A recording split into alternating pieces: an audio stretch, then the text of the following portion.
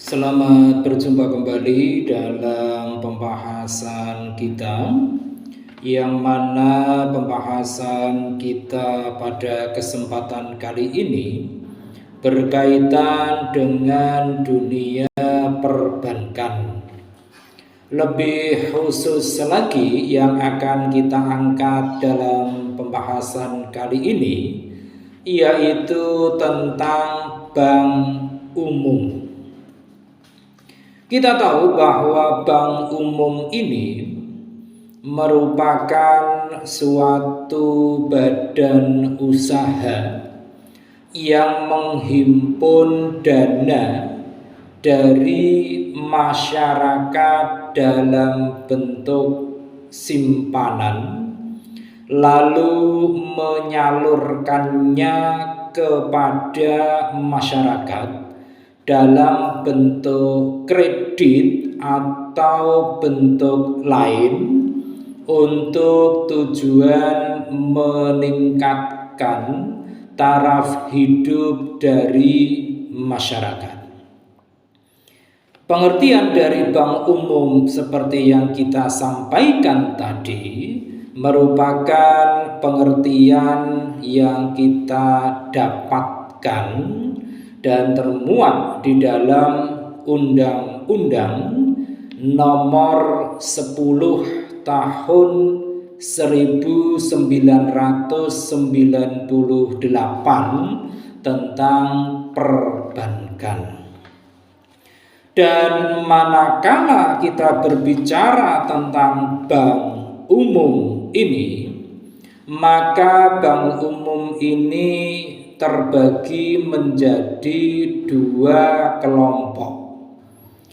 Kelompok yang pertama yaitu bank devisa, di mana bank devisa ini merupakan bank yang telah disetujui ataupun ditunjuk oleh Bank Indonesia, yang dalam hal ini sebagai bank sentral untuk menjalankan kegiatan usaha perbankan dalam valuta asing atau sering disebut dengan istilah falas. Bank devisa ini dapat dan bisa menawarkan produk ataupun jasa yang berkaitan dengan mata uang asing, seperti halnya melakukan transfer uang ke luar negeri.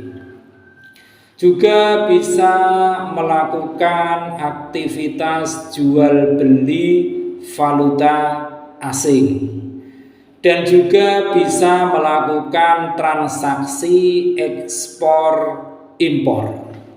Ini adalah kelompok pertama dari bank umum, yaitu bank devisa. Kemudian kelompok yang kedua selain bank devisa adalah bank non devisa, di mana untuk bank non devisa ini merupakan suatu jenis bank yang belum memiliki izin untuk menjalankan transaksi sebagaimana bank devisa, sehingga akan sangat terbatas dalam lingkup transaksinya. Dan oleh karena belum memiliki izin tersebut, maka produk ataupun layanan dari bank non devisa ini tidak bisa ataupun tidak dapat melakukan transaksi yang berkaitan dengan luar negeri. Sehingga nasabah dalam hal ini tidak bisa melakukan transaksi ekspor impor, transfer uang ke luar negeri, jual beli valuta asing, dan juga layanan bank devisa yang lain.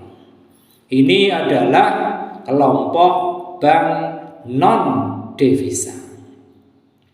Dan manakala kita berbicara tentang bank umum ini, maka bank umum ini, baik yang merupakan bank devisa maupun bank non devisa, memiliki fungsi dan tugas yang cukup untuk memberikan stimulasi pertumbuhan ekonomi, yaitu diantaranya yang pertama adalah bank umum itu mengatur tentang peredaran uang dengan kewenangan penciptaan uang giral.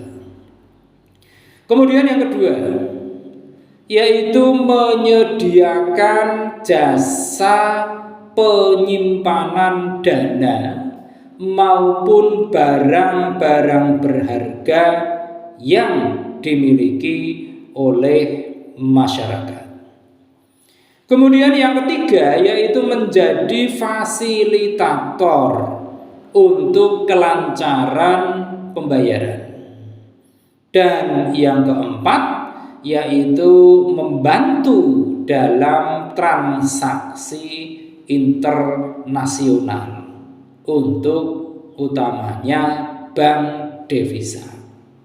Nah, ini adalah beberapa fungsi ataupun tugas dari bank umum. Tentu manakala kita menelaah tentang bank umum ini, maka kita patut untuk memahami tentang berbagai kegiatan yang dilakukan oleh bank umum. Beberapa kegiatan dimaksud. Yang pertama adalah menghimpun dana dari nasabah. Bank umum ini dapat menghimpun dana dari masyarakat dalam bentuk simpanan, seperti halnya giro, tabungan, sertifikat deposito, kemudian ada deposito berjangka, dan sebagainya. Kemudian yang kedua, yaitu memindahkan dana nasabah. Di dalam mengelola dana yang dimilikinya, bank umum dapat melakukan kegiatan berupa pemindahan dana, yang mana ini dilakukan untuk kepentingan nasabah maupun untuk kepentingan diri dari bank itu sendiri. Kemudian aktivitas ataupun kegiatan yang ketiga dari bank umum yaitu sebagai tempat penyimpanan dana dan juga barang-barang berharga. Bank umum merupakan penyedia layanan dan juga menjadi tempat yang aman untuk menjaga berbagai aset berharga milik masyarakat berbentuk dana dan juga barang-barang lainnya, seperti halnya dalam bentuk surat-surat yang penting. Kemudian aktivitas yang keempat dari bank umum adalah dia ataupun bank umum ini dapat memberikan layanan kredit. Bank umum ini juga dapat memberikan kredit untuk nasabahnya dengan syarat dan juga ketentuan yang telah mereka sepakati. Ini beberapa tentang kegiatan dari bank umum. Nah, tadi sempat kita klasifikasikan tentang bank umum ini menjadi dua kelompok, yaitu bank devisa dan bank non devisa. Namun apabila kita mengacu ataupun mendasarkan pada status atas kepemilikan dari bank umum tersebut, maka bank umum ini terbagi menjadi beberapa kelompok. Kelompok yang pertama yaitu yang berupa bank milik negara. Bank milik negara ini merupakan bank yang seluruh modalnya berasal dari kekayaan negara yang dipisahkan dan pendiriannya di bawah undang-undang tersendiri. Adapun yang termasuk dalam kelompok bank milik negara ini ada diantaranya adalah Bank Negara Indonesia atau BNI. Ada juga Bank Tabungan Negara atau BTN. Ada pula Bank Rakyat Indonesia ataupun BRI dan sebagainya. Ini adalah kelompok bank milik negara. Kemudian yang kedua yaitu bank milik swasta nasional, di mana bank milik swasta nasional ini merupakan bank yang seluruh sahamnya dimiliki oleh warga negara Indonesia dan atau badan-badan hukum yang peserta dan pimpinannya terdiri atas warga negara Indonesia.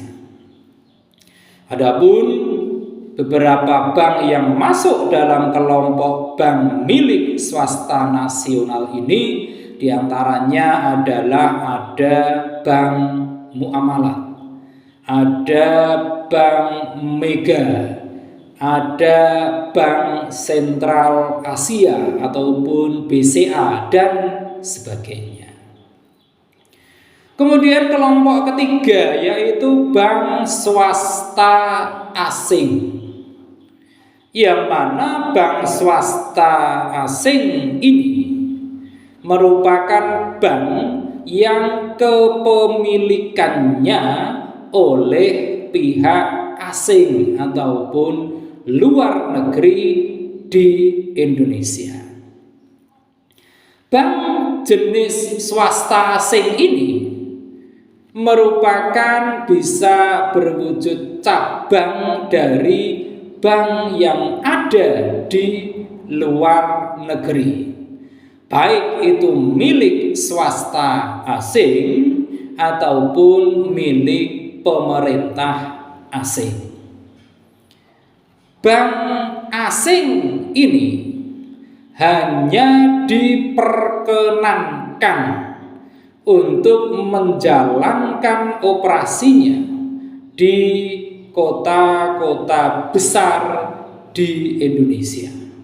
Seperti halnya ada Citibank, kemudian ada Rabobank, ada juga HSBC dan sebagainya. Itu adalah kelompok bank swasta asing. Kemudian berikutnya adalah kelompok bank milik campuran, di mana untuk bank milik campuran ini merupakan bank yang sahamnya dimiliki oleh dua pihak, yaitu dalam negeri dan juga luar negeri. Yang mana ini artinya adalah kepemilikan saham bank campuran ini dimiliki oleh pihak asing dan pihak swasta nasional. Kita ada beberapa contoh yang masuk dalam kelompok bank milik campuran ini. Di antaranya adalah Inter-Pacific Bank, kemudian ada Marine Bank, kemudian ada Mitsubishi Buana Bank, dan sebagainya. Ini adalah kelompok-kelompok bank umum apabila kita mengklasifikasikannya berdasarkan pada aspek kepemilikannya. Nah, selanjutnya perlu kita pahami juga bahwa produk dari bank umum ini ternyata juga cukup beragam. Di antara berbagai produk yang ditawarkan oleh bank-bank umum ini, yang pertama adalah produk simpanan.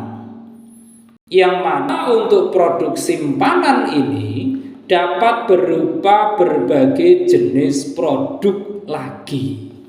Di antaranya yaitu giro.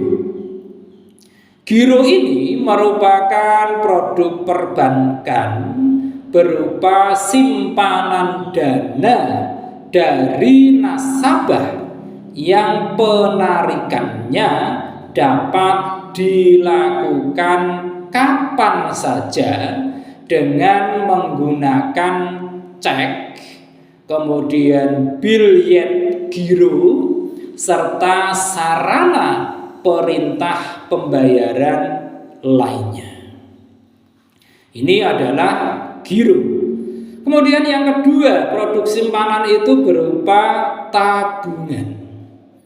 Tabungan ini merupakan produk perbankan yang berupa simpanan dana dari nasabah yang penarikannya hanya dapat dilakukan menurut syarat-syarat tertentu.